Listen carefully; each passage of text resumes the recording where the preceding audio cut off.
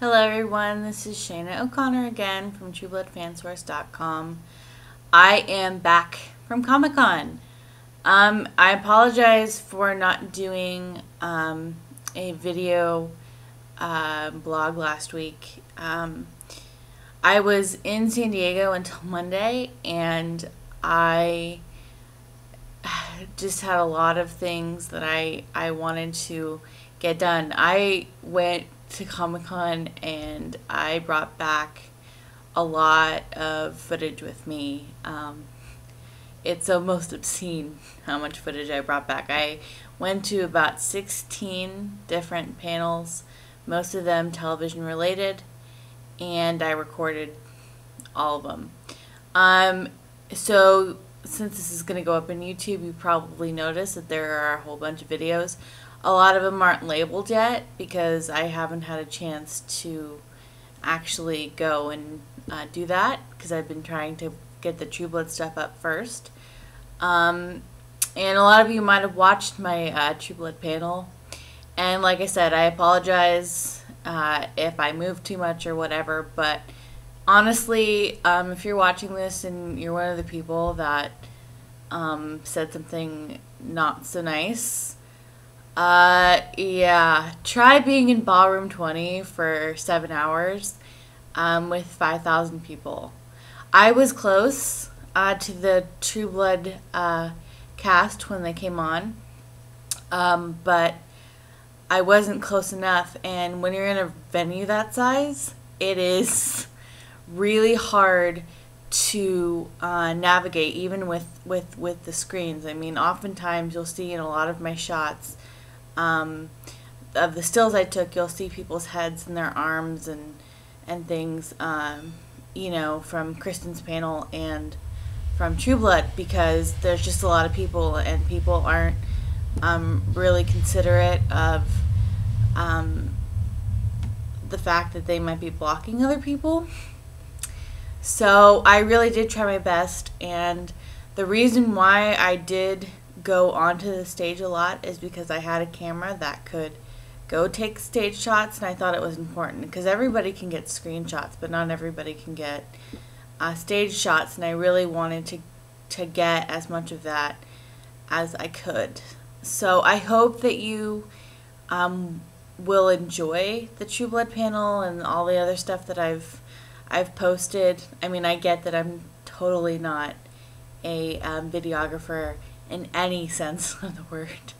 I'm a writer, but I did try my best, and I did take the time to record all of that stuff for the people who couldn't be there. So, you know, if you watch it and, you know, it makes you ill to watch it because it moves too much, I apologize, but you guys don't need to tell me. I already knew, and, you know, it was hard to do that. So I just would appreciate if people wouldn't, you know, say the negative stuff. Like, keep that to yourself if it's going to be that way. Positive comments only, please.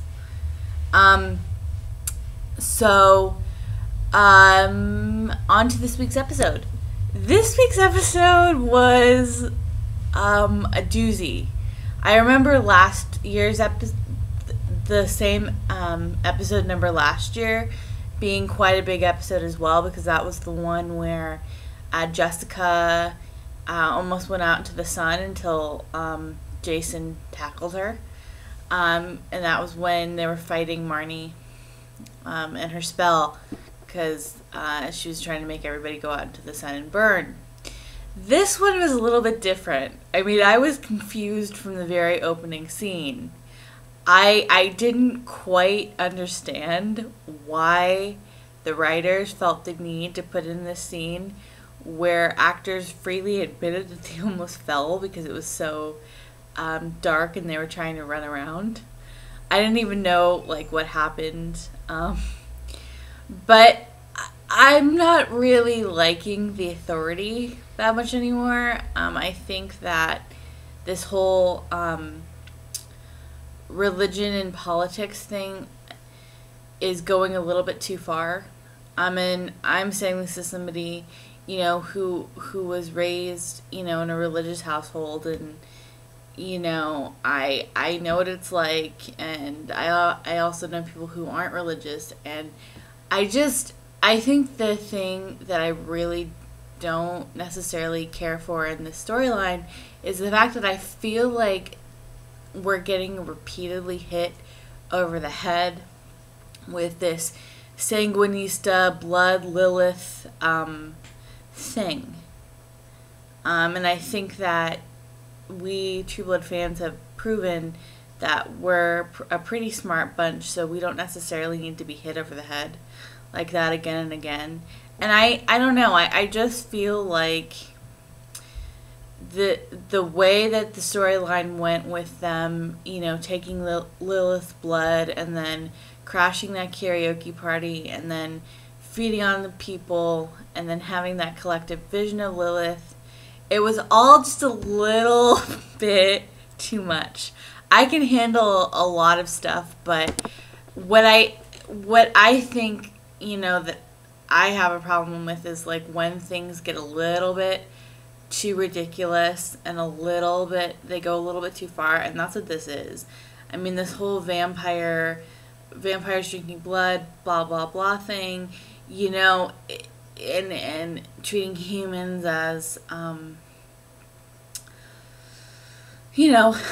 cattle, slaves, whatever you'd like to call it, or just plain blood bags. It's getting kind of stupid. I mean, we already know that this exists. I mean, Russell Edgington was a proponent of it when he was here in season 3, but this whole thing is just getting really stupid. To me anyway. And I just say that as someone who really likes the show, and I want to see the show do well, and I want to see the actors do well. I think that, this storyline could have played out in a different way. That's a little bit less intense, or, it's done another way, because I feel like we're concentrating on this whole Lilith thing, and at this point, I don't care. Really, I don't.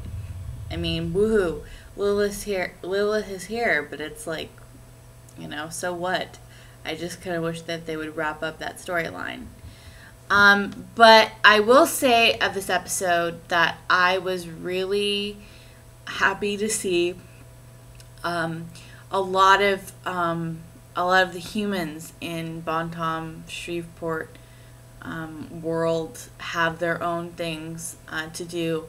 I appreciated the fact that Jason and Sookie had scenes together, and even though they're dealing with the whole fairy thing, I felt like I could relate to what she was going through. I mean, Jason and Sookie are still dealing with the fact that their parents were killed by a vampire and the guilt that's associated with that. And I think that that's something that people can relate to, feeling guilt about a parent's death or something that happened. I mean, that's a human thing that we can all sympathize with. So I'm really glad that they had that and that they had scenes together, because it seems like they haven't had one together that often.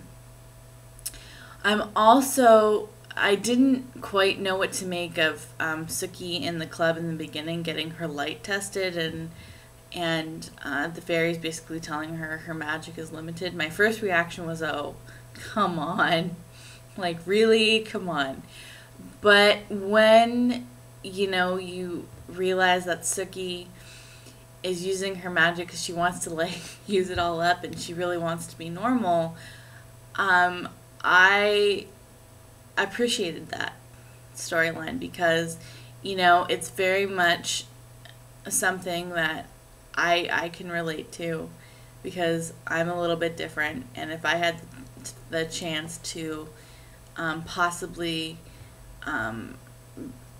live a quote normal life, I might take it. So I really sympathize with Sookie a lot, because the poor girl, I think, is just trying to find some sense of a normal life. I mean, she's been involved in this world of True Blood for only really a year, and a couple of months. So it hasn't stopped for her, and you can understand why she would want that.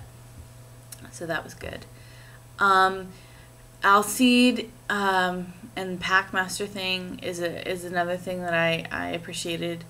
It calls back to the books a little bit. It's not the exact same thing, because in the 5th book, I believe it's Alcide's dad who is competing to be Packmaster of Shreveport. And so it's not quite the same, but it's a good. I'm glad that they're giving him something to do again that's outside of Sookie and the whole romance thing, and that he's really, we're really starting to see like what he believes in and what his standards are and everything like that. And I like the training session between him and Ricky, because Ricky's basically like kicking his butt, and it's sort of fun to see a woman sort of challenge him. And then we have Sam and Luna, who are trying to figure out who shot them. It's of course the hate group that Hoyt was picked up by. And that's another story in itself. Hoyt saying, I've never felt so much love for my hate group. I'm like, okay, Hoyt. I can see maybe why Hoyt would kind of explore that, but I don't believe that he really hates Jessica, and I don't think that it's the romantic part of me. I don't think he can hate her truly. I mean, he can be upset with her and be mad at her, but knowing what we know about Hoyt and his character for the past 4 years or year and a half in True Blood time, he's just not that kind of guy.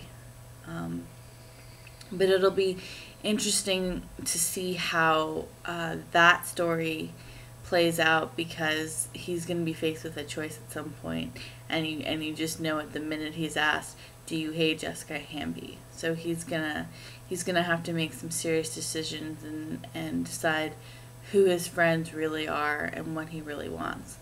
So he's there. Sam and Luna are trying to figure out who shot them, and Luna is dealing with, of course, Emma, her daughter, being a werewolf and being taken care of by Martha, the grandmother. There's obviously some issues there. We know Martha is not exactly the best role model in the world, considering she let her son be eaten by the fellow pack. But the way that Martha reacted when she found out that, I guess it was JD who was sitting there like talking about the necessity for vampire blood, and then she comes in and Emma's there and he offered Emma the vampire blood. The way that she reacted, was a very familial reaction. So I was glad to see her finally realize that JD isn't as good of a person as she thinks that he is. So I'm really kind of interested to see how that dynamic plays out between Luna and Sam and Martha and Alcide and Ricky. That storyline is intriguing, and it hasn't gone too far like the vampire story has. Let's see. Terry and Patrick. That's another storyline that I'm sort of like not sure how to feel because of